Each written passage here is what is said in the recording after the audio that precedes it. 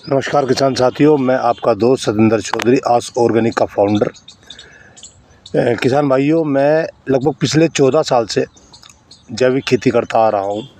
Organic farming पे भी research करता आ रहा हूँ और इन 14 सालों के में मैंने रिसर्च के आधार पर पाया कि जो हमारे स्टार्टिंग में जो किसान ऑर्गेनिक फार्मिंग करते हैं वो क्यों पिट जाते हैं, क्यों वो बीट हो जाते हैं, क्यों उनकी प्रोडक्शन कम निकलती है, क्यों वो अपनी फसल को नहीं पूरी तरह संभाल पाते।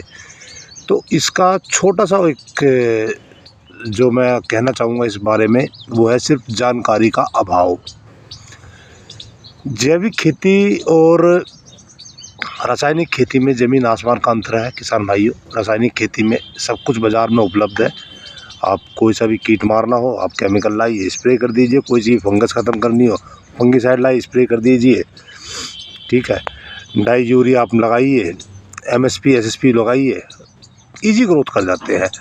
मगर ऑर्गेनिक फार्मिंग के अंदर हमें काम करना है प्रकृति को ध्यान में रखकर। प्रकृति को ध्यान का मतलब रखने का मतलब ये है कि आज अगर हम बात करें तो हमारी लगभग 85% 90% सोइल जो है वो ख़राब हो चुकी है। हमारे कृषि एक्सपर्ट्स के मुताबिक आने वाले 2050 तक हमारी बहुत सारी सोइल बिल्कुल बंजर हो चुकी होगी।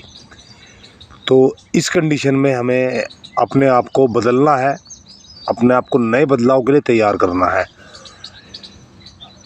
जिस तरीके से हम रासायनिक के उपयोग करते करते हमने अपनी ज़मीनों को बिल्कुल बंजर कोई कागार पे लाके खड़ा कर दिया है, उसके समाधान के लिए सबसे पहले हमें खेतों को अपने को ऑर्गेनिक फार्मिंग की तरफ चलाना है। हम किसी से भी ये नहीं कहते कि आप पूर्ण रूप से ऑर्गेनिक कीजिए। बेशक आप पूर्ण रूप से ऑर्गेनिक मत कीजिए, मगर आप कम से कम 50% केमिकल 50% रसायन को साथ लेके काम कीजिए। धीरे धीरे आप 1-2 साल के अंदर अपनी ज़मीन के अंदर आप बहुत बड़ा बदलाव देखेंगे। फिर आप धीरे धीरे आगे 75% ऑर्गेनिक पे आइए, 25% केमिकल पे रहिए। इसी क्रम को आगे बढ़ाते चले जाइए। लगभग 1-2 साल और आगे बढ़ाइए इसी क्रम को, और उसके बाद लगभग 3-4 साल के बाद एक दौर ऐसा होगा जब आप प्योर ऑर्गेनिक फार्मिंग कर रहे होंगे। एक तरीका तो ये है। दूसरा तरीका ये है कि आपकी सोइल है, आपकी ज़मीन है, आपके खेत हैं, आपको उसमें डायरेक्ट ही ऑर्गेनिक फार्मिंग करनी है। तो किसान भाइयों, डायरेक्ट ऑर्गेनिक फार्मिंग करने में आदमी सबसे ज़्यादा बीट होता है कहाँ? आके पेस्ट कंट्रोल पर। उन्हें वो पेस्ट कंट्रोल कर ही नहीं पाता वो अपने। और भी बहुत सारी समस्याएं आती हैं, जैसे पौधा ग्रोथ नहीं कर पा रहा है ढंग से, फल फूल झड़ रहे हैं, बहुत सारी समस्याएं हैं जो केमिकल फार्मिंग में आती है वही ऑर्गेनिक फार्मिंग में आती है। बदलाव ज़्यादा बड़ा नहीं है, मगर हमें देखना है कि ऑर्गेनिक फार्मिंग में हमें अपने मैनेजमेंट कैसे करना है, किस ढंग से करना है। तो इन्हीं चीज़ों को हम आपको बताने के लिए, सिखाने के लिए हर वक्त तैयार रहते हैं। तो मेरा कहना अपने किसान भाइयों से, अपने मित्रों से, अपने बहनों से सिर्फ ये है कि सबसे पहले तो शुरुआत कीजिए आज ही ऑर्गेनिक फार्मिंग की, पहली चीज़।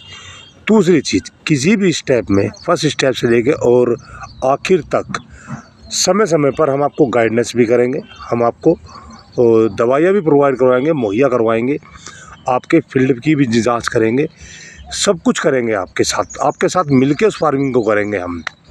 और मेरा ये दावा है और मेरा ये यकीन है 100% सक्सेस होंगे हम ऑर्गेनिक फार्मिंग के अंदर। पिछले 14 साल के अंदर हमने ये पाया कि हम कहाँ गलतियाँ करते हैं, कहाँ नहीं करते हैं, किन चीज़ों को हम बहुत हल्के में लेते हैं, किन चीज़ों को हम बहुत ज़्यादा परेशानियों में ले आ जाते हैं।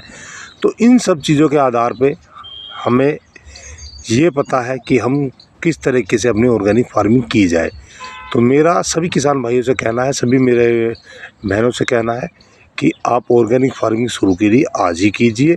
समय समय पे किसी भी प्रकार की आपको गाइडेंस चाहिए, उसकी संपूर्ण जानकारी हम आपको देंगे, संपूर्ण सहयोग हम आपको देंगे, जिससे आप अपनी ऑर्गेनिक फार्मिंग को बेहतर कर सको और ज़्यादा मजबूत कर सको। नमस्कार किसान भाइयों, जय हिंद, जय भारत।